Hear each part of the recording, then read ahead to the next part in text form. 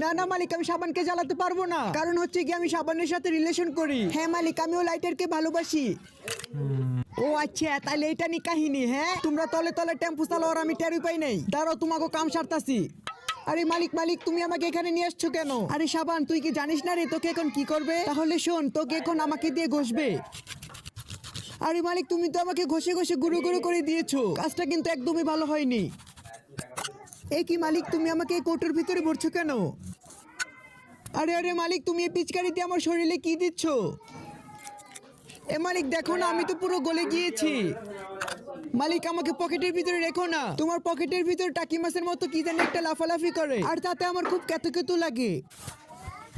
মালিক, আমাকে তাড়াতাড়ি বের করো। তুমি দৌড়ে আসছো বলে টাকি মাছটা খুব লাফালাফি করছে। সাবান, আমাকে ক্ষমা করে দিও, আমার কিছু করার ছিল না। মালিক আমাদের দুজনের সম্পর্কটা মেনে নিতে পারিনি। আচ্ছা ঠিক আছে, কোনো সমস্যা নেই।